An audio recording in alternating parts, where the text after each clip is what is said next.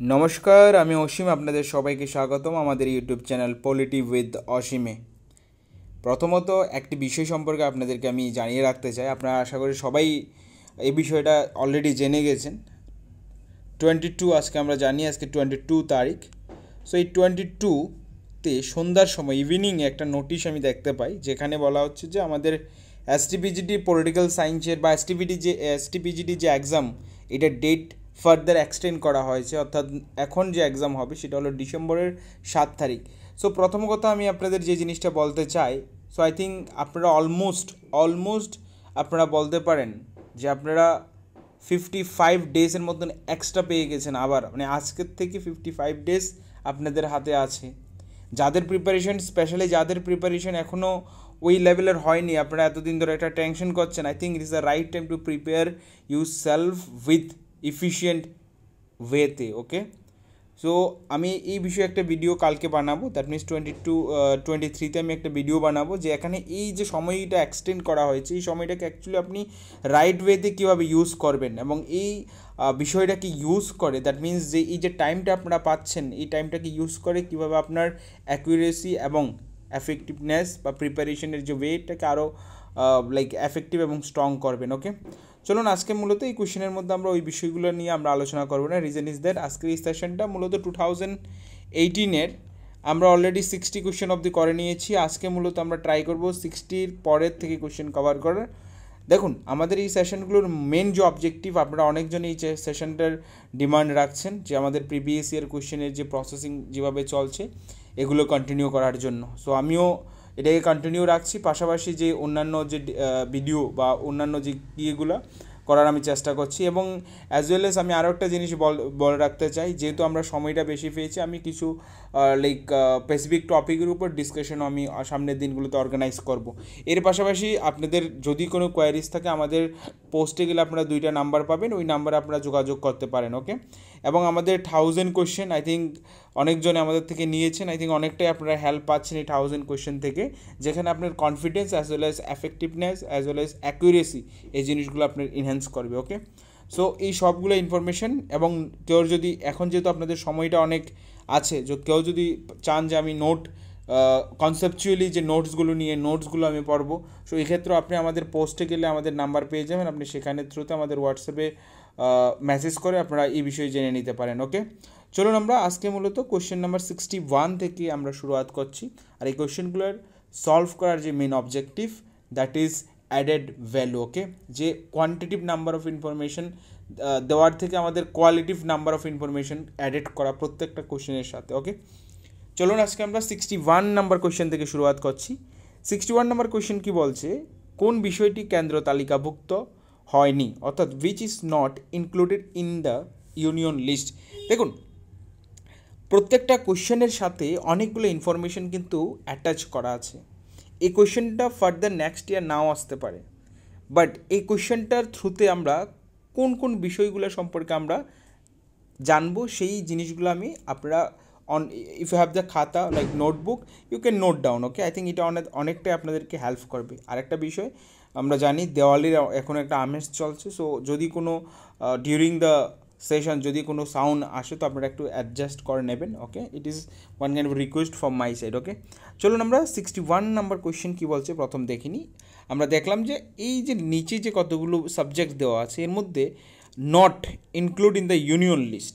চলুন আমি এই জিনিসটাকে ইউনিয়ন লিস্টের মধ্যে কোনটা আছে এটা আলোচনা করার আগে, বা নেই এটা আলোচনা করার আগে, আমি কয়েকটা বিষয় সম্পর্কে আপনাদেরকে আগে বলে দিতে চাই। ওকে, আমাদের ইন্ডিয়ান কনস্টিটিউশনের টোটাল 12 শিডিউল আছে। Okay, there have total 12 schedule, CH লিখে দিলাম আমি। এখানে টোটাল 12 শিডিউল আছে। ওকে, এই 12 শিডিউলের মধ্যে যদি আমরা দেখি, 7th নাম্বার যে শিডিউলটি আছে, 7th শিডিউল, সেটা মেনলি কিসের সাথে ডিল করে, ডিস্ট্রিবিউশন অফ সাবজেক্ট, অর্থাৎ যে সেন্ট্রাল এবং স্টেটের মধ্যে পাওয়ার ডিস্ট্রিবিউশন এবং কি সাবজেক্ট ডিস্ট্রিবিউশন, যে সেন্ট্রালের কোন কোন জায়গায় এরকম অ্যাসপেক্টস আছে যেখানে সেন্ট্রাল গভর্নমেন্ট রুল তৈরি করবে, কোন কোন জায়গাতে স্টেট গভর্নমেন্টের পাওয়ার আছে, স্টেট গভর্নমেন্ট রুল তৈরি করবে। এর বাইরে আমাদের একটা যুগ্ম তালিকা আছে যেটাকে আমরা কনকারেন্ট লিস্ট বলি। আর এই কনকারেন্ট লিস্টে সেন্ট্রাল এবং কেন্দ্র দোনোটার হাতেই পাওয়ার থাকে রুল বা কানুন তৈরি করার জন্য। তো প্রথম কথা আপনি যদি বলেন ডিস্ট্রিবিউশন অফ পাওয়ার আমাদের ইন্ডিয়ান কনস্টিটিউশনে 7 শিডিউলে বলা হয়েছে। প্রথম যে কোয়েশ্চেনটা আপনাকে এই যে ডিস্ট্রিবিউশন অফ পাওয়ার প্রথম এটা 7 শিডিউল আমাদের ইন্ডিয়ান কনস্টিটিউশনে বলা হয়েছে। ওকে, আমরা যদি বলি এই যে লাইক সাবজেক্টকে আমরা 3টে ভাগে মেনলি ভাগ করি। দেখুন আমি লিখে দিচ্ছি, আপনারা যারা পড়ে নিয়েছেন আপনারা শুধু মিলিয়ে যান। ইউনিয়ন লিস্ট, আমাদের কাছে স্টেট লিস্ট আছে, as well as concurrent list. এটা হলো আমাদের total 3 list of power. Okay, আজকে বর্তমানে আমাদের ইউনিয়ন লিস্টে অলমোস্ট 100 সাবজেক্টস আর দেয়ার, আমাদের স্টেট লিস্টে বর্তমানে 61 সাবজেক্টস আর দেয়ার, আর আমাদের কনকারেন্ট লিস্টে 52 সাবজেক্ট। আপনারা একটু চেক করে নেবেন, আমি আগের একটা ভিডিওতে বলছি যে এই যে ফিগারগুলো আমি পড়ানোর পরে আপনাদের যদি টাইম থাকে আপনারা একটু চেক করে নেবেন। ওকে, আমি জাস্ট বলছি যে 61 সাবজেক্ট, এখানে অলমোস্ট 99 সাবজেক্ট ওর 100 সাবজেক্ট এখানে আছে। ওকে, তো এগুলোর মানে কি, অর্থাৎ এই যে 100 বা 99 সাবজেক্ট ইউনিয়ন লিস্টে আছে, আপনারা একটু চেক করে নেবেন। আমি বারবার বলছি, আপনারা এটা দেখার পরে কেউ কমেন্ট করবেন না, আপনারা জাস্ট নিজেরা একটু চেক করে নেবেন যে কোনখানে কতটা সাবজেক্ট আছে বর্তমানে। ওকে, তো সেক্ষেত্রে যদি বলি ইউনিয়ন লিস্ট, ওকে, ইউনিয়ন লিস্টে বর্তমানে 90 or 100 সাবজেক্টস আর দেয়ার, যেখানে শুধুমাত্র ইউনিয়ন গভর্নমেন্ট রুল তৈরি করতে পারবে। I think it's very much simple.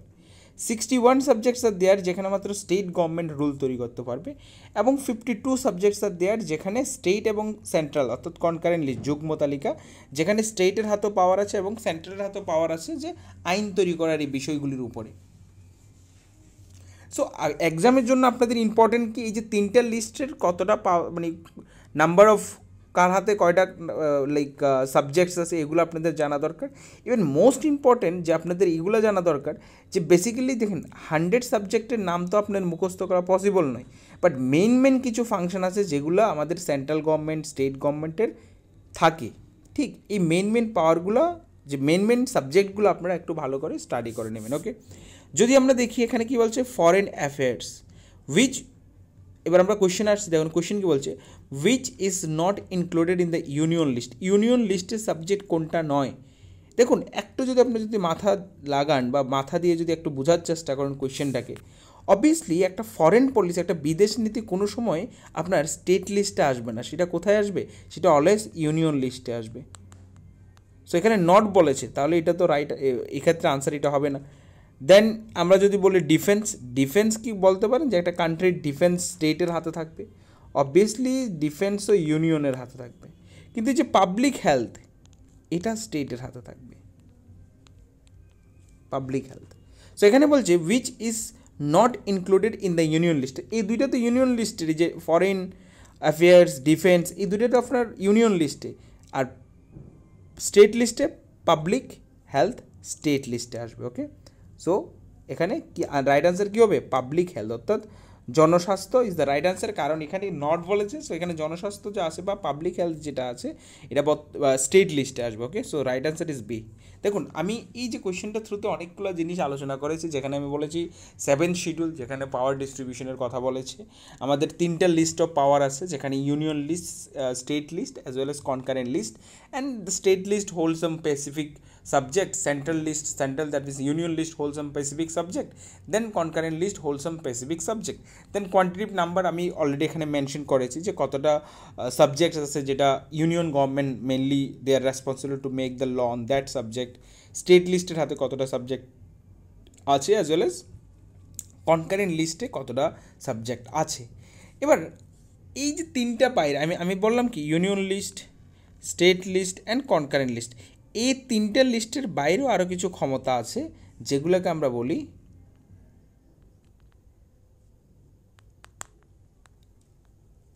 রিসিডুয়ারি পাওয়ার। ওকে, রিসিডুয়ারি পাওয়ার বলি, অর্থাৎ অবশিষ্ট ক্ষমতা বলি। ওকে, এই যে রিসিডুয়ারি পাওয়ার, অর্থাৎ এই 3টা লিস্টের বাইরে যে ক্ষমতাগুলো আছে এগুলোকে আমরা রিসিডুয়ারি পাওয়ার বলি। এক্সামে অনেক সময় আছে যে রিসিডুয়ারি পাওয়ার, বাংলাতে বলে অবশিষ্ট ক্ষমতা। ওকে, আমি দেখুন পুরো কনসেপ্টটাকে আমি আপনাদের সামনে তুলে ধরছি যে 3টে লিস্ট অফ পাওয়ার, একটা হলো ইউনিয়ন লিস্ট, একটা হলো স্টেট লিস্ট, একটা হলো কনকারেন্ট লিস্ট। অর্থাৎ ইউনিয়ন লিস্ট আমি বললাম 99 or 100 subjects are there, state লিস্টে 61 subjects are there at present. Okay, and 52 subjects are there in concurrent list. But এই যে 3টে লিস্টের বাইরে যদি কোনো ক্ষমতা থাকে বাট এই তিনটা লিস্টের বাইরেও এমন ডে টু লাইফে এমন অনেকগুলো পাওয়ার থাকে যেগুলো ডিসিশন নিতে, বা অনেকগুলো সাবজেক্ট থাকে এই তিনটা লিস্টের বাইরেও।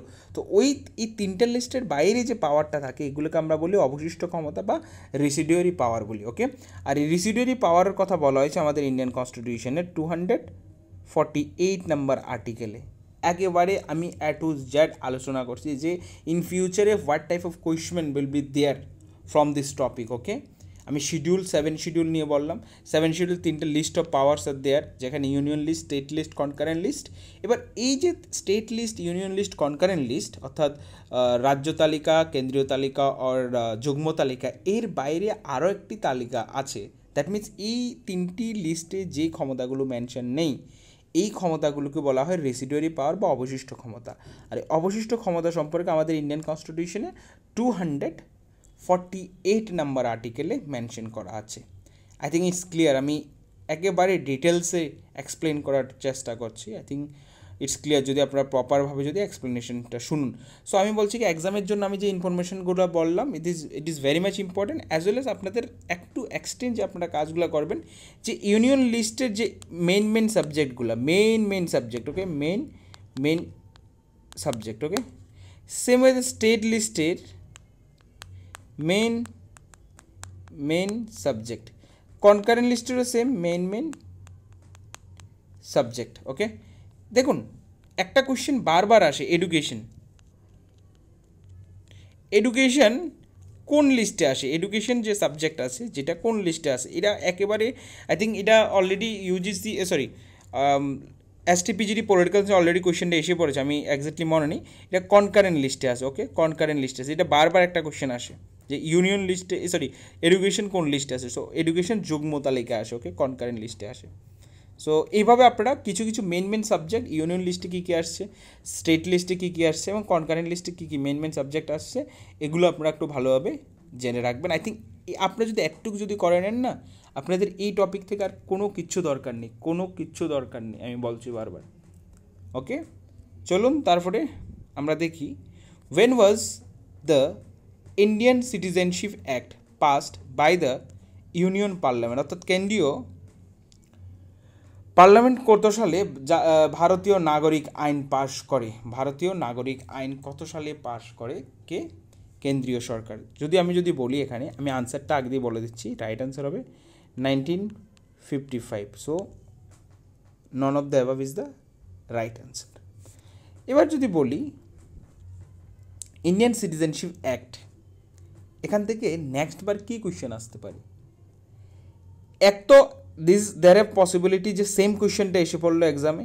আমি বলছি কি একটা জিনিস আপনাদেরকে আমি আবার রিকোয়েস্ট করছি যে বাইরে অনেকটা বক্স বা মাইকস চলছে, সো আপনারা একটু যদি সাউন্ড যদি আসে বা আপনাদের যদি ভিডিওটা চলা ডিউরিং যখন আপনি দেখবেন তখন যদি আপনাদের যদি সাউন্ডটা যদি আসে আপনারা একটু অ্যাডজাস্ট করে নেবেন, because now this is totally festival season. So আমরা সবাই মোটামুটি আনন্দ করছি। সো এক্ষেত্রে একটু সাউন্ড আসতেও পারে ভিডিওর মধ্যে, যদি আসে আপনারা প্লিজ একটু অ্যাডজাস্ট করে নেবেন। ওকে, so now question 62 number question, the right answer is none of the above. None of the above, why none of the above is the right answer? But because exact answer is 1955. 1955 is the exact answer. That means Indian Citizenship Act was passed. But now question is that in the next exam maybe there will be a question that this Citizenship Amendment Act, and it is till amendment 6 time. ওকে, এখনও পর্যন্ত এটা 6 time amend হয়েছে। ওকে, কতবার? 6 Times amendment হয়েছে। Amendment মানে কি? Amendment মানে হলো সংশোধন। ওকে, 6 টাইম সংশোধন হয়েছে। কতবার সংশোধন হয়েছে? এখনও পর্যন্ত 6 টাইম। আমি বলছি কি লাস্ট বা নেক্সট বার কী কী কোয়েশ্চেন আসতে পারে, সেশনটা যদি আপনি ভালোভাবে যদি দেখেন আপনাদের অনেক কিছু ক্লিয়ার হবে। এখনও পর্যন্ত টিল এটা কতবার সংশোধন হলো? 6 টাইম। ওকে, 6 টাইম এটা সংশোধন হলো। সো লাস্ট টাইম এটা কবে হয়েছিল? দেখুন, প্রথম হয়েছে 1955-এ, তারপরে আমি একেবারে সবগুলো ডেট আমি লিখে দিচ্ছি। 1986-এ সেকেন্ড টাইম হয়, 1992-তে থার্ড টাইম হয়, 2003-তে থার্ড টাইম হয়, দেন 2005-এ ফোর্থ টাইম হয়, দেন 2015-এ ফিফথ টাইম হয়, অ্যান্ড 2019-এ সিক্স টাইম হয়। ওকে, দ্যাট মিনস লাস্ট বার আমাদের ইন্ডিয়ান সিটিজেনশিপ অ্যাক্ট লাস্ট কবে অ্যামেন্ডমেন্ট হয়েছে আপনার মনে রাখতে হবে যে 2019, that was the last amendment under the Indian citizenship act. I think it's clear. Okay, total six time হয়েছে, এর মধ্যে লাস্ট কবে কোনবার হয়েছে 2019, that was the last. Okay, so I think it is enough information, আপনারা এগুলো একটু লিখে রাখবেন। চলো এবার আমরা কোয়েশ্চেন নাম্বার 63 এর দিকে দেখছি। 63 ভেরি মাচ ইন্টারেস্টিং কোয়েশ্চেন। কী বলছে? Question is not so much tough, but আমরা এই কোয়েশ্চেনটা সলভ করার পরে আমরা একটা টপিক আপনাদেরকে ক্লিয়ার করে দেব। এই টপিকটা আপনাদের আমি আপনাদেরকে এটা এনশিওর করছি, এই টপিকটা আপনাদের আর পড়তে হবে না আজকের এই ক্লাসের পরে। এই টপিকটা থেকে ইমার্জেন্সি থেকে যা যা কোয়েশ্চেন হতে পারে সবগুলো কোয়েশ্চেন আপনাদের এই সেশনটার মধ্যে, এই যে 5-7 মিনিটের মধ্যে, আপকামিং 5 to 6 মিনিট আমি ক্লিয়ার করে দিচ্ছি। ওকে, দেখুন, which one of the following articles deal with the financial emergency, অর্থাৎ নিচের উল্লিখিত কোন ধারাটি আর্থিক জরুরি অবস্থা নিয়ে আলোচনা করে? দেখুন, আমাদের ইন্ডিয়ান কনস্টিটিউশনে 3টা জরুরি অবস্থা আছে। আমি একেবারে শর্টে লিখবো, আপনারা যদি লিখতে চান ডিটেলসও লিখে রাখতে পারেন, বা আপনাদের যদি নোটস থাকে নোটসগুলো দেখতে পারেন। So this is the 3 emergency power of Indian constitution, that means it is hold by the president. অর্থাৎ এই যে ইমার্জেন্সি পাওয়ার যে বা কি ইম্পোর্টস করার ক্ষমতা আমাদের প্রেসিডেন্টের হাতেই থাকে, that means president ultimately, but এখানে council of minister or like prime minister একটা কন্ট্রিবিউশন থাকে। সো আমাদের ইন্ডিয়ান কনস্টিটিউশনে যে 3টা হলো আপনার ইমার্জেন্সি। প্রথম কোয়েশ্চেন এখান থেকে আসতে পারে কোন আর্টিকেলে কি, যেখানে এখানে কোয়েশ্চেনটা আছে। ওকে, যদি দেখি এখানে বলা, আমি শর্টে লিখছি, ন্যাশনাল ইমার্জেন্সির কথা বলা হয়েছে এই আর্টিকেলে। এই আর্টিকেলে স্টেট ইমার্জেন্সি বা প্রেসিডেন্ট ইমার্জেন্সির কথা বলা হয়েছে। ওকে, এই আর্টিকেলে ফাইন্যান্সিয়াল ইমার্জেন্সির কথা বলা হয়েছে। First information I think it's clear. তাহলে এক্ষেত্রে রাইট আনসার কী হবে? ফাইন্যান্সিয়াল ইমার্জেন্সি সি হবে, যে ফাইন্যান্সিয়াল ইমার্জেন্সি কোন আর্টিকেলে বলা হচ্ছে। সো আর্টিকেল নাম্বার 360-তে ফাইন্যান্সিয়াল ইমার্জেন্সি, 356-এ স্টেট ইমার্জেন্সি বা প্রেসিডেন্ট ইমার্জেন্সি যেটা বলি, আর এখানে national emergency 352। So first information it's clear. Then next information যদি বলি, আমাদের ইন্ডিয়ান কনস্টিটিউশনের টোটাল 25 পার্টস আছে। আমরা জানি বর্তমানে at present time we have total 25 parts, 12 schedule and almost 470 articles are there in Indian constitution. So out of this 25 parts, article তো আমি লিখিয়ে নিলাম, then 18 number parts part deal with the emergency. Okay, clear? 18 number part deal with the emergency provision. দেখুন question যে জায়গা থেকে হতে পারে আমি প্রত্যেকটা অ্যাসপেক্টে কভার করার চেষ্টা করছি। ওকে, 18 number part of Indian Constitution deal with the emergency provision of Indian Constitution. And emergency provision, there are total 3 emergency provision, article number 352, 56 and 60. National emergency, state emergency, then financial emergency. Okay, then এই ক্ষেত্রে question number 63 এর ক্ষেত্রে 360 is the right answer, financial emergency. Okay, এবার দেখুন এই যে emergency provision imports কে করে? President করে। ওকে, প্রেসিডেন্ট করে on the recommendation of council of minister. Okay, এবার আমরা বলি এক একটা ইমার্জেন্সিকে আমি ধরে আলোচনা করছি। আমরা যদি দেখি আর্টিকেল নাম্বার 352, আর্টিকেল নাম্বার 352 এ কী আছে? National emergency. ওকে, আমাদের ইন্ডিয়াতে এত নম্বর আর্টিকেলে ন্যাশনাল ইমার্জেন্সির কথা আছে। আমাদের ইন্ডিয়াতে এখনও পর্যন্ত 3বার ন্যাশনাল ইমার্জেন্সি লেগেছে। আমি ডেটগুলো লিখে দিচ্ছি, 71 and 75। এই 3 ইয়ারে 3বার আমাদের ইন্ডিয়ার মধ্যে ন্যাশনাল ইমার্জেন্সি লেগেছে। আজ পর্যন্ত ডাইরেক্ট এক্সামে আসতে পারে আমাদের দেশে কতবার ন্যাশনাল ইমার্জেন্সি লেগেছে, জাতীয় জরুরি অবস্থা লেগেছে। আমাদের দেশে টোটাল 3বার জাতীয় জরুরি অবস্থা লিখেছে। কতবার? 3বার জাতীয় জরুরি অবস্থা লিখেছে। 3টা ডেট আমি লিখে দিলাম, 1962, 71 and 1975। So this are the 3 years, okay, যেখানে আমাদের ন্যাশনাল ইমার্জেন্সি ইম্পোজ হয়েছে। দেন আমরা একটু একটু করে জিনিসগুলো দেখি যে কোন সময় কীভাবে কেন লেগেছে। ওকে, আমরা যদি দেখি 1962 যে ইমার্জেন্সিটা ছিল সেটা অ্যাকচুয়ালি ইন্ডিয়ার সাথে যে চায়নার যুদ্ধ হয়েছে, আমরা জানি আমরা 1962 ইন্ডিয়া ভার্সেস চায়নার একটা যুদ্ধ হয়েছিল, ওই সময় আমাদের দেশেতে ন্যাশনাল ইমার্জেন্সি লাগানো হয়। যে সেকেন্ড ইমার্জেন্সি যদি বলি আমি 71 যখন বাংলাদেশ লিবারেশন মুভমেন্ট হয়।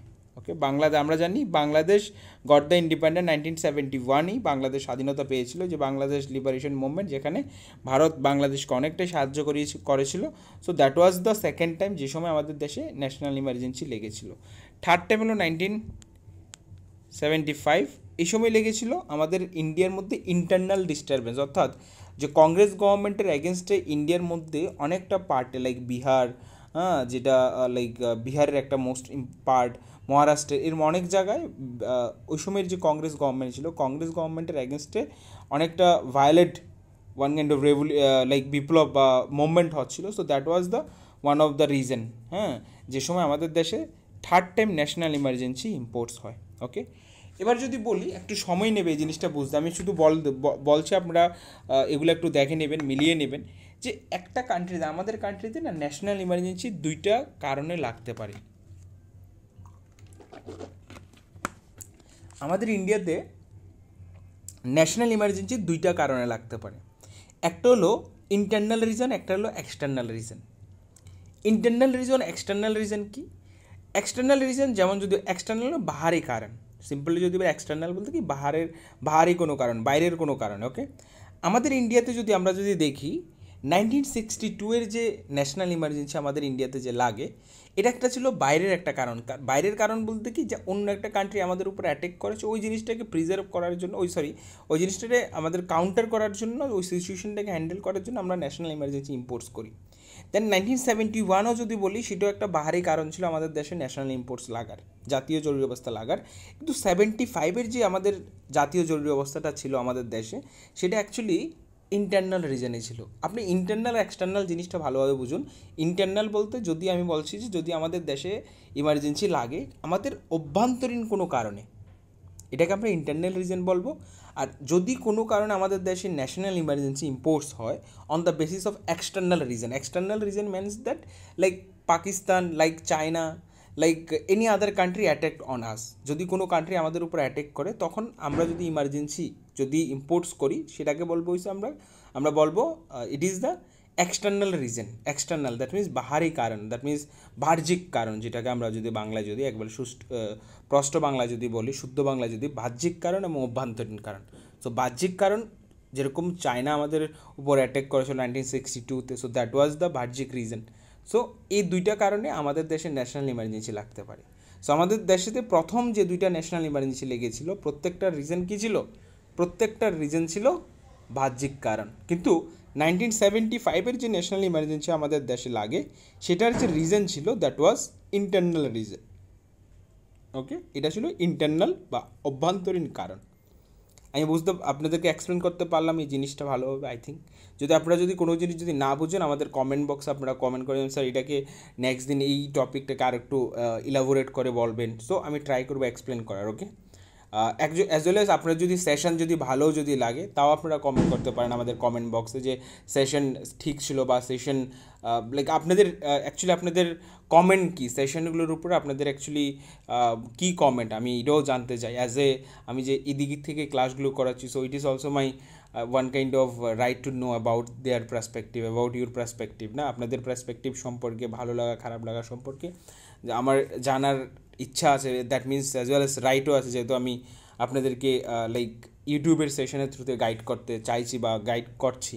ঠিক আছে, সো দেখুন আমরা আবার ক্লাসে আসছি যে ইন্টারনাল এক্সটার্নাল দুইটা কারণে ইমার্জেন্সি লাগতে পারে। ওকে, এবার দেখুন ইমার্জেন্সি আমাদের দেশে কোনো ইমার্জেন্সি লাগে, ঠিক সেই ক্ষেত্রে আমাদের দেশের যে ফান্ডামেন্টাল রাইট, এটা একটু এক্সট্রা ইনফরমেশন, আশা করি আপনারা সবাই জানেন যে যেখান থেকে পড়ছেন, যে ফান্ডামেন্টাল রাইট, আমাদের যে ফান্ডামেন্টাল রাইট আছে না, ফান্ডামেন্টাল রাইটস আছে না আমাদের, যে 6 ফান্ডামেন্টাল রাইটস, আর্টিকেল নাম্বার আমরা জানি আমাদের পার্ট নাম্বার 3 আর্টিকেল নাম্বার 12 থেকে 36 35, এই যে ফান্ডামেন্টাল রাইটস আছে না, ইভেন আমাদের 6টা ফান্ডামেন্টাল রাইটস আছে, এর মধ্যে সবগুলো ফান্ডামেন্টাল রাইট ক্যান্সেল হয়ে যাবে যখন আমাদের দেশে ইমার্জেন্সি লাগবে, যে কোনো ইমার্জেন্সি, স্টেট ইমার্জেন্সি হোক বা ন্যাশনাল ইমার্জেন্সি যখন লাগবে আমাদের দেশে, তো অটোমেটিকলি আপনার আমাদের যে রাইটসগুলো আছে, দ্যাট মিনস দ্য ফান্ডামেন্টাল যে রাইটসগুলো আছে, এগুলো কী হয়ে যাবে, এগুলো ক্যান্সেল হয়ে যাবে। কী হয়ে যাবে, ন্যাশনাল ইমার্জেন্সি লাগলে এগুলো ক্যান্সেল হয়ে যাবে, accept article number 20 and 21। 20 and 21 কোনো সময় ক্যান্সেল হবে না। আর্টিকেল নাম্বার 20 অ্যান্ড 21 আমাদের দেশে ইমার্জেন্সি যখন লাগবে সব ফান্ডামেন্টাল রাইটস ক্যান্সেল হয়ে যাবে, সাসপেন্ড হয়ে যাবে। Okay, all the fundamentals are suspend during the national emergency except 20 and 21 article, they are not suspend during the national emergency। জিনিসটা একটুক মনে রাখুন আপনি, just remember one important thing is that during the national emergency our fundamental rights are suspend or will be suspend, okay, but 20 and 21 never suspend, okay, 20 and 21 suspend হবে না। ওকে, আশা করি এই জিনিসটা বোঝাতে পারলাম। অ্যাজ ওয়েল এস আরও একটা জিনিস আছে আপনাদেরকে আমি বলতে চাইছি। দেখুন, আমি ন্যাশনাল ইমার্জেন্সি লাগার 2টি কারণ আপনাদেরকে বলেছি। একটা বললাম ইন্টারনাল কারণ, আর হলো এক্সটার্নাল কারণ, অর্থাৎ বাহ্যিক এবং অভ্যন্তরীণ। ওকে, সো এই জিনিসটা আমি কেন আলোচনা করেছি দেখেন, আমাদের যখন ন্যাশনাল ইমার্জেন্সি আমাদের দেশে যখন লাগবে তখন আমাদের সবগুলো ফান্ডামেন্টাল রাইট কী হবে, সাসপেন্ড হয়ে যাবে। All the fundamental are suspend during the national emergency except 20 and 21। 20 and 21 suspend হবে না, otherwise all the fundamental rights will be suspend during the national emergency. কিন্তু একটা জিনিস মাথায় রাখবেন, যখন আমাদের দেশে ন্যাশনাল ইমার্জেন্সি লাগে তখন 2টা কারণে লাগে, একটা হলো ইন্টারনাল রিজন হতে পারে, একটা হলো এক্সটার্নাল রিজন হতে পারে। দেখুন, যদি আমাদের দেশে ইন্টারনাল কারণে ন্যাশনাল ইমার্জেন্সি লাগে, অভ্যন্তরীণ কারণে ন্যাশনাল ইমার্জেন্সি লাগে, সেক্ষেত্রে আর্টিকেল নাম্বার 20 21 তো সাসপেন্ড হবে না, পাশাপাশি 19ও সাসপেন্ড হবে না। আপনাদের এই জিনিসটা আমি আবার ক্লিয়ারিফাই করে বলছি, কারণ আপনাদের কাছে তো আমি ফিডব্যাক সাডেনলি পাবো না। আপনারা একেবারে ধৈর্য সহকারে শুনুন আমি কি বলছি। বলছি আমি যে আমাদের দেশে যখন ইমার্জেন্সি লাগবে, ন্যাশনাল ইমার্জেন্সি লাগবে, তখন আমাদের সব ফান্ডামেন্টাল রাইটস সাসপেন্ড হয়ে যাবে। ওকে, কিন্তু আমাদের আর্টিকেল নাম্বার 20 অ্যান্ড 21 সাসপেন্ড হবে না। কিন্তু আমি 90 কেন লিখেছি, রিজন আছে।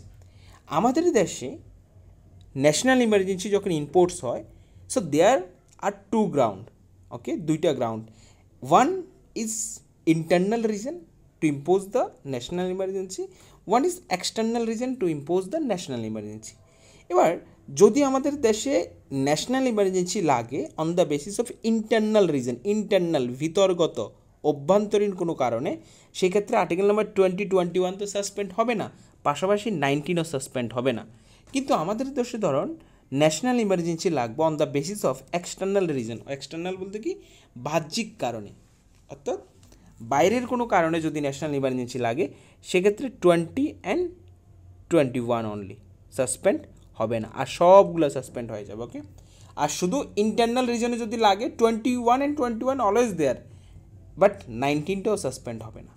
আশা করি আপনারা কনসেপচুয়ালি এই জিনিসটা বুঝতে পারলেন যে ন্যাশনাল ইমার্জেন্সির ফুল কনসেপ্ট আমি আপনাদেরকে এখানে বুঝিয়ে দিলাম, যে ন্যাশনাল ইমার্জেন্সির পুরো কনসেপ্ট আমি আপনাদেরকে এখানে এক্সপ্লেন করে দিলাম। ওকে, অ্যাজ ওয়েল এস আমি যদি বলি যে আমাদের দেশে ফাইন্যান্সিয়াল ইমার্জেন্সি কবে লেগেছে, আমাদের দেশে ফাইন্যান্সিয়াল ইমার্জেন্সি একবারও লাগেনি, 0। মনে রাখবেন, অনেক সময় কোয়েশ্চেন করে স্টেটমেন্টে আমাদের দেশে ফাইন্যান্সিয়াল ইমার্জেন্সি 2বার লেগেছে, 1বার লেগেছে। So in our country financial emergency never ever we saw. আমরা কোনো সময় আমরা যে ন্যাশনাল ইমার্জেন্সির ক্ষেত্রে ফাইন্যান্সিয়াল ইমার্জেন্সি আমরা দেখিনি। সো আমরা আর্টিকেল নাম্বার 52 আমরা জানি কি, ন্যাশনাল ইমার্জেন্সি আমাদের দেশে 3বার ন্যাশনাল ইমার্জেন্সি লেগেছে। 60 কি, ফাইন্যান্সিয়াল ইমার্জেন্সি, আমরা তাও জানি আমাদের দেশে একবারও ফাইন্যান্সিয়াল ইমার্জেন্সি লাগেনি। আরেকটা আছে আর্টিকেল নাম্বার 56 এটা স্টেট ইমার্জেন্সি। এটা আজ বর্তমানে আমি বলতে পারি 130+ টাইমস এটা অলরেডি আমাদের দেশে ইম্পোজ হয়েছে। ওকে, কারেন্টলি আমাদের দেশে এই যে আর্টিকেল নাম্বার 356 এটা কারেন্টলি আমাদের দেশে কী তো চলছে আপনার মণিপুরে এখন এই যে স্টেট ইমার্জেন্সি বা প্রেসিডেন্ট রুল মণিপুরে চলছে। ওকে, বা presidential emergency. Okay, so I think ইমার্জেন্সির ফুল প্রিভেনশন আমি আপনাদেরকে ক্লিয়ার করে দিলাম। একটি কোয়েশ্চেন আপনি শিওর পাবেন ইমার্জেন্সি প্রিভেনশন থেকে। সো আমি যে বলবো আপনি এই যে আমি 7-10 মিনিট এই যে ইমার্জেন্সি প্রিভেনশন নিয়ে আলোচনা করলাম, আপনারা যদি এই জিনিসটাকে ভালোভাবে যদি দেখেন আপনারা এখান থেকে অনেকগুলো জিনিস আপনারা কভার করে নিতে পারবেন। তারপরে যদি ভারতীয় সংবিধানের কোন অংশে ভারতের ত্রিস্তরীয় পঞ্চায়েত রাজ ব্যবস্থা নিয়ে আলোচনা করা হয়েছে, অর্থাৎ which part of the Indian constitution deals with the 3 tyre Panchayati Raj system in India. Okay, so দেখুন এই কোয়েশ্চেনটা সলভ করার পর আমি একটা জিনিস বলবো, আমি শুধু রাইট অ্যান্সারটা বলে দিচ্ছি, this is the right answer, C is the right answer. Okay, আমাদের ইন্ডিয়ান কনস্টিটিউশনের 25 পার্টস আপনাকে মনে করতে হবে যে কোন পার্টে কী আছে। This is very much important. আমি যারা কোনো গাইডেন্স ছাড়া প্রিপারেশন করছেন বা যারা without any coaching or any like teacher ছাড়া প্রিপারেশন করছেন, আই থিঙ্ক আপনাদের এই গাইডেন্সগুলো যদি আপনারা যদি ফলো করেন, আই হোপ আপনাদের অনেকটাই এগুলো কাজে আসবে। আপনারা ইন্ডিয়ান কনস্টিটিউশনের সবগুলো আর্টিকেল তো আপনারা মনে করতে পারবেন না, but you need to remember 12 schedule যে কোন শিডিউলে কী আছে, as well as 25 parts. Almost আমি বলবো অ্যাটলিস্ট সবগুলো পার্ট যদি নাও পারেন, কিছু ইম্পর্টেন্ট পার্ট আপনি মনে করতে হবে। ঠিক, পার্ট নাম্বার 1, 2, 3, 4, 5, 6, 7, 8, পার্ট নাম্বার 14, 15, 16, হ্যাঁ, part number 18, part number 20, part number 23, হ্যাঁ, পার্ট নাম্বার 24, দেন পার্ট নাম্বার 16।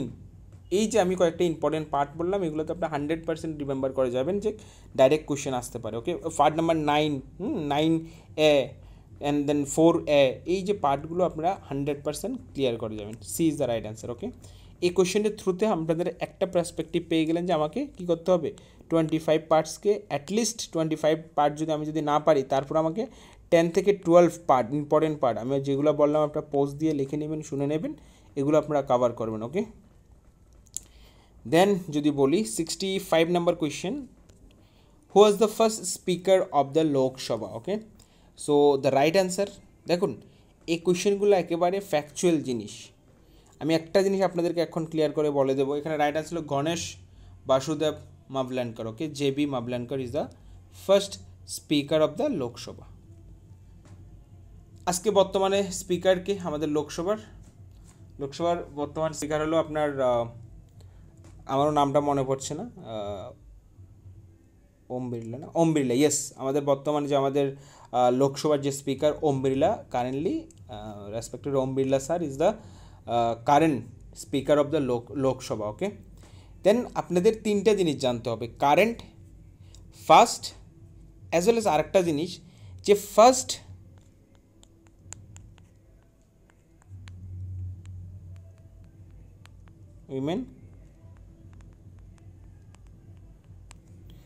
উইমেন স্পিকারকে আমি লিখে দিচ্ছি, লিখে নিন, মীরা কুমারী। ওকে,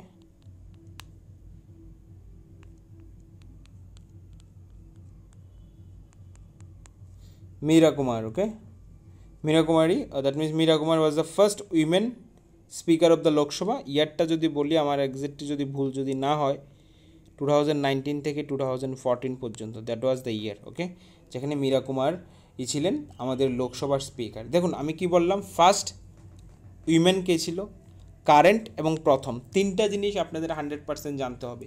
3টা উত্তর আমি দিয়ে দিলাম। এখানে কি জিজ্ঞেস করেছে, ফার্স্ট কে ছিলেন, নেক্সটবার হয়তো বা জিজ্ঞেস করে যে বর্তমান কে আছেন, হয়তো আপনার কাছে জিজ্ঞেস ফার্স্ট উইমেন স্পিকারকে Meera Kumari is the first, like she was the first speaker of the Lok Sabha. Okay, I think 3টা জিনিস আপনাদের জানতে হবে। ওকে, ফার্স্ট, কারেন্ট এবং উইমেনরার মধ্যে ফার্স্ট কে। ইভেন আমি আপনাদেরকে আরও কেউ একটা জিনিস বলছি যে আপনি একটা লিস্ট বানিয়ে নেবেন যেখানে all first, all current.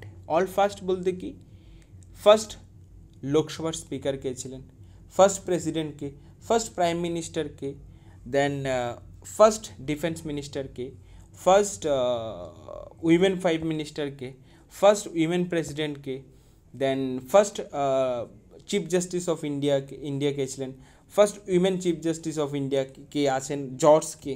So এই যে জিনিসগুলো আপনারা 100% এগুলো করে নেবেন, ফার্স্ট যে জিনিসগুলো আছে এগুলো করে নেবেন। ওকে, আমি আপনাদের একটা আইডিয়া দিচ্ছি, আপনারা এগুলো অবভিয়াসলি করবেন। ওকে, দেন আমরা যদি দেখি question number 66, who can appoint the speaker pro tem in the Lok Sabha. Okay, so pro tem in the Lok Sabha. Okay, কে লোকসভায় প্রোটেম স্পিকার নিয়োগ করেন? এখন আপনাদের এখানে দুইটা জিনিস, একটা তো কে করেন, হু জানতে হবে, অ্যাজ ওয়েল এজ আমাদের বুঝতে হবে যে প্রোটেম স্পিকার আসলে কি। ভালো করে যদি 3-4 মিনিট যদি ধৈর্য ধরে যদি শুনুন, আপনাদের প্রোটেম স্পিকার নিয়ে কোনো ডাউট থাকবে না। ওকে, প্রোটেম স্পিকার কি প্রথম আমরা এটা বুঝি, তারপর আমরা আনসারটা দেব। প্রোটেম স্পিকার হলেন ওই স্পিকার যে আমাদের লোকসভার ইলেকশন হয় না প্রত্যেকে, যেমন 2024 আমাদের লোকসভার ইলেকশন হলো, বর্তমানে আমাদের NDA government national Democratic alliance, এই গভর্নমেন্ট মেনলি রুল করছেন আমাদের ইন্ডিয়াতে। ওকে, যার সবচেয়ে বড় পলিটিক্যাল পার্টি হলো BJP. Okay, BJP is the largest party within this NDA জোট। ওকে, এই যে ফার্স্ট ইলেকশন হওয়ার পরে ফার্স্ট যে লোকসভার মিটিং হয় না, লোকসভার দেখুন এগুলো বোঝাটা খুব দরকার। First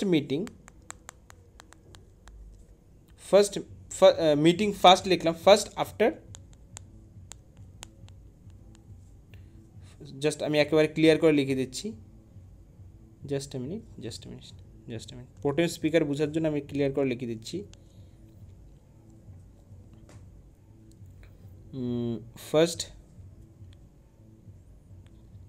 first meeting, just a minute.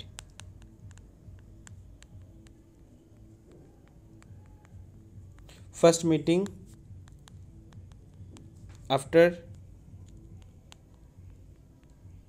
general election। ওকে, যে ফার্স্ট মিটিং হয় প্রত্যেকটা জেনারেল ইলেকশন বলতে লোকসভার ইলেকশন, প্রত্যেকটা জেনারেল ইলেকশনের পরে যে ফার্স্ট মিটিং যে হয়, এই ফার্স্ট মিটিংয়ে দ্যাট মিন্স পার্মানেন্ট কাউকে অ্যাজ এ স্পিকার হিসেবে চুনার আগে যে প্রথম দিন যে মিটিংটা হয়, কোনো একটা ইলেকশনের পরে কোনো একটা পলিটিক্যাল পার্টি যখন জিতার পরে যে লোকসভার যে ফার্স্ট মিটিংটা হয়, এই মিটিংটাকে পরিচালনা করার জন্য ওই লোকসভার যে সদস্যরা যারা আছে, দ্যাট মিন্স আমরা যদি বলি এমপি যারা আছে, এই এমপিরার মধ্যে মোস্ট সিনিয়র মোস্ট এক্সপিরিয়েন্স যে কোনো একজনকে কী বানানো হয়, প্রোটেম স্পিকার বানানো হয় ওই ফার্স্ট সেশনটাকে পরিচালনা করার জন্য। আর মেনলি এই যে ফার্স্ট সেশনে যাকে প্রোটেম স্পিকার বানানো হয় তাকে মেনলি অ্যাপয়েন্ট করে প্রেসিডেন্ট। বুঝতে পারলেন? এখানে রাইট অ্যান্সার দ্য প্রেসিডেন্ট। ওকে, প্রোটেম স্পিকারের কনসেপ্টটা আপনারা বুঝতে পারলেন যে প্রত্যেকটা জেনারেল ইলেকশনের পরে জেনারেল ইলেকশন বলতে লোকসভার ইলেকশনের পরে যে প্রথম মিটিংটা হয়, এই প্রথম মিটিংটাকে পরিচালনা করার জন্য প্রেসিডেন্ট একজনকে প্রোটেম স্পিকার বানানো হয়। আর এই pro tem speaker means the person who has experience or like senior leader of the Lok Sabha or like any political party or like from the winner political party, যে experience senior এবং experience senior, এই বেসিসে একজনকে pro tem speaker বানানো হয় to control or to maintain the rules regulation law and order of the first meeting. Okay, এবার এই মিটিংয়ের পরবর্তীতে পার্মানেন্ট স্পিকার কাউকে নিযুক্ত করা হয়। Pro tem speaker like it is a temporarily কাউকে একজনকে বসানো হয় যে ফার্স্ট যে মিটিং হয় আফটার ইচ লোকসভা, প্রত্যেকটা লোকসভার পরে ওই লোকসভাটাকে পরিচালনা করে প্রথম দিনটাকে পরিচালনা করার জন্য। ওকে, আশা করি প্রোটেম স্পিকারের কনসেপ্টটা আপনারা বুঝতে পারলেন। According to 6th schedule, the first election to the TTIDC, that is the right answer is 1985. আমরা জানি TTIDC it was formed 1982 by the State Legislative Assembly, অর্থাৎ স্টেট লেজিসলেটিভ অ্যাসেম্বলির থ্রুতে 1982-তে ফার্স্ট তৈরি করা হয়েছিল। আর 85-এ এটাকে কিসের আন্ডারে আনা হয়, 6th শিডিউলের আন্ডারে আনা হয়। ওকে, 6th শিডিউলের আন্ডারে আনা হয় 1985-এ। আর তখনই যে অ্যাকর্ডিং টু 6 শিডিউল বলা হয়েছে, okay 66 schedule, according to 6 schedule 1985, okay. দেখুন আমাদের ইন্ডিয়ান কনস্টিটিউশনের শিডিউলের মধ্যে এই যে 6 schedule very much important, mainly it is deal with the tribal area, okay, tribals, okay, tribals, mainly it is deal with the Tripura, then Meghalaya, Mizoram and Assam, এই চারটা state সম্পর্কে আপনার 6 শিডিউল মেনলি ডিল করে, যেখানে tribal dominated peoples are there, okay. So আমাদের ত্রিপুরাতে TTIDC আছে, TTIDC that means Tripura tribal area autonomous district council, এটা খমলুঙে মেনলি তার headquarter, okay, and currently it is run by the Tipra Motha government, okay.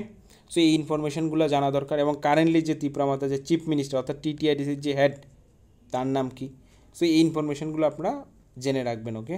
This is very much important information. So right answer is 1985, okay, 1985, but TTIDC তৈরি করা হয়েছিল 1982-তে, but এটা পরবর্তীতে এটাকে 6 শিডিউলের আন্ডারে আনা হয় 1985-এ, আর 6 শিডিউল আনার পরে ফার্স্ট ইলেকশন 1985-এ হয়, ওকে।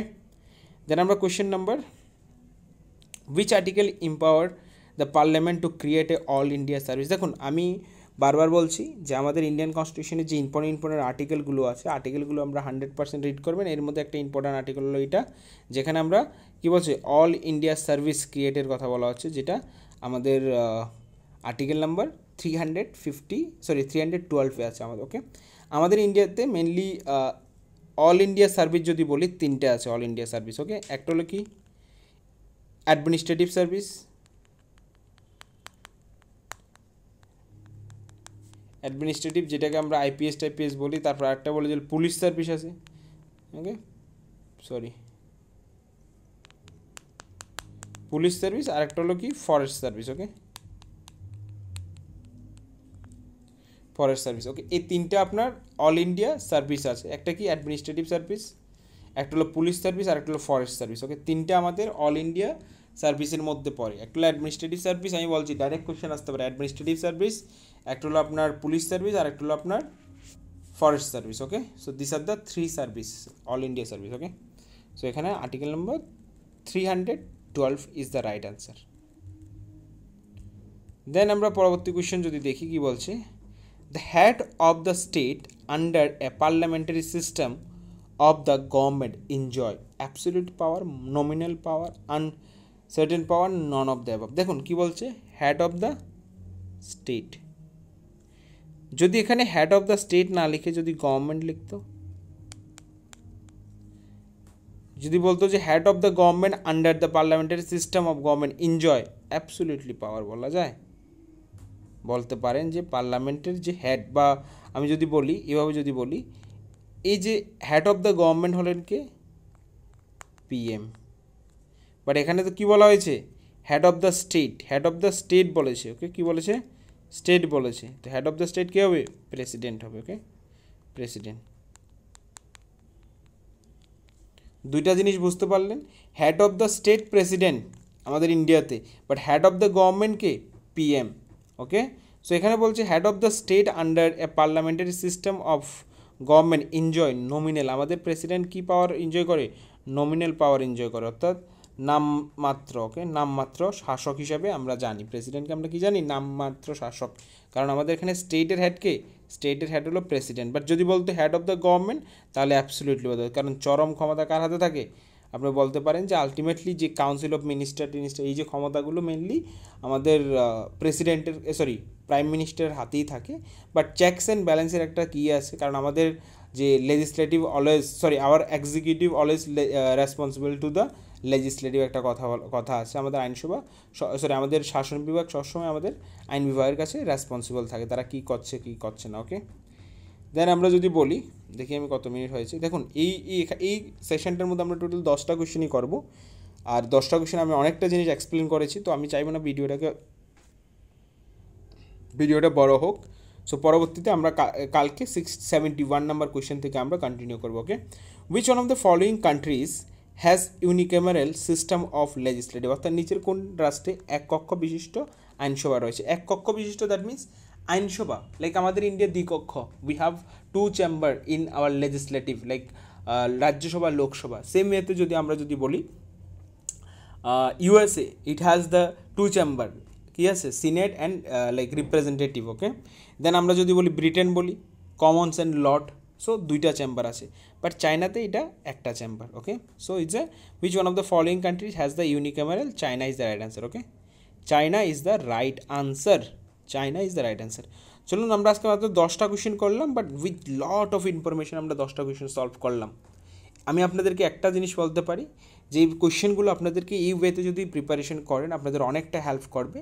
And the most important thing is that যে আপনারা এই যে সময়টা আছে সময়টাকে প্রপার ওয়েতে কাজে লাগান। I think it is really helpful যে এক্সট্রা সময়টা আপনারা পেয়েছেন সেটা ভালোভাবে আপনারা ইউটিলাইজ করুন। ইউটিলাইজ করার জন্য আপনারা যেখান থেকে পড়ছেন এটা আপনি কন্টিনিউ করুন। পাশাপাশি যদি আপনি যদি আমাদের থেকে যদি কিছু যদি চান আমরা বলবো আমাদের 1000 কোয়েশ্চেনের যে সিরিজটা আপনারা নিতে পারেন, যেটা আপনাকে রিয়েলি হেল্প করবে। বাট অনেকজন আমাদেরকে মেসেজ করে একটা জিনিস জিজ্ঞেস করে যে কোয়েশ্চেনগুলো থেকে কি কমন আসবে, বাট আমি চাই না আমার এই কোয়েশ্চেনগুলোর থেকে বা আমি আপনাদের কোনো মিথ্যে কোনো ইনফরমেশান দিই। আমি সবাইকে এটাই বলি যে এই কোয়েশ্চেনগুলো আপনার প্রিপারেশনের ক্ষেত্রে অনেকটা হেল্প হবে, কারণ এটা একটা subject based exam. It is not like a group D exam যেখান থেকে আপনি কিছু লাইক শিট পড়ে নিলেন, কমন কিছু পড়ে নিলেন যে এখান থেকে আসতে পারে যে ত্রিপুরা এতটা নদী, ত্রিপুরা সবচেয়ে longest river, smallest river. So এভাবে আপনার পড়ে নিলেন ত্রিপুরার লাইক ফেমাস কিং, তার মেন ইভেন্টগুলো পড়ে নিলেন, দেন এগুলোর থেকে কোয়েশ্চেন আসবে। বাট এটা একটা সাবজেক্ট বেসড এক্সাম, কিন্তু আমি আপনাকে এটা ইনশিওর করতে পারি এই যে 1000 কোয়েশ্চেন যদি আপনি যদি সলভ করে এক্সামে যদি যান প্রপার ওয়েতে উইথ এক্সপ্লেনেশন যে আমরা দিয়েছি, তাহলে আপনি পাওয়ার চান্স তো থাকবে, সবসময় থাকবে যে এই 1000 কোয়েশ্চেন থেকে কমন আসার চান্স থাকবে। কিন্তু আমি আপনাকে মিথ্যে আশ্বাস দিতে চাই না যে আপনি এখান থেকে সবগুলো কোয়েশ্চেন পেয়ে যাবেন, এখান থেকে আপনি 80% কোয়েশ্চেন কমন পেয়ে যাবেন, না, আমি একবারও বলবো না। বাট আপনি যদি এই 1000 কোয়েশ্চেনকে যদি এফেক্টিভ ওয়েতে যদি সলভ করে যান, আপনার এক্সাম হলে অ্যাটলিস্ট আপনার রেজাল্ট ভালো হবে। আর এর বাইরে সব কিছু আপনার উপরে ডিপেন্ড করবে যে আপনি কতটুক এফেক্ট দিয়ে কতটুক শিদ্দত পরিশ্রম করে আপনি পড়ালেখা করেছেন, এই কোয়েশ্চেনগুলোকে সলভ করেছেন, ওকে। সো আমি আমার দিক থেকে বারবার বলছি এই কোয়েশ্চেনগুলো আপনাদেরকে হেল্প করবে। এই কোয়েশ্চেনগুলো থেকে আসার চান্স আছে, 100% আছে, কিন্তু এগুলোর উপর আপনি একেবারে অন্ধের মতন বিশ্বাস করে গেলে হবে না। বাট আমি আপনাদেরকে এটা একটা জিনিস 110% বলতে পারি, আমি যে কোয়েশ্চেনগুলো যে এখানে মেনশন করেছি এই যে কন্টেন্ট রিলেটিভ কোয়েশ্চেন আসবে, অর্থাৎ আমি যে কোয়েশ্চেনটা মেনশন করেছি মেবি এটা আসবে না, কিন্তু এর রিলেটিভ একটা জিনিস আসবে। কিন্তু আপনি যদি ওই কোয়েশ্চেনটা সলভ করে যান then you will able to solve the relative information based question, okay. As well as কারোর যদি নোট যদি প্রয়োজন হয়, এখন নোট আপনারা যদি পড়বেন যে সময়টা আমাদের এক্সট্রা সময় আপনারা পেয়েছেন তার জন্য আপনারা যোগাযোগ করতে পারেন যে শুধুমাত্র নোটসের জন্য, ওকে। চলুন সবাই ভালো থাকবেন, নমস্কার। আমরা পরবর্তী সেশনে আবার কন্টিনিউ করব, সবাই ভালো থাকবেন, নমস্কার।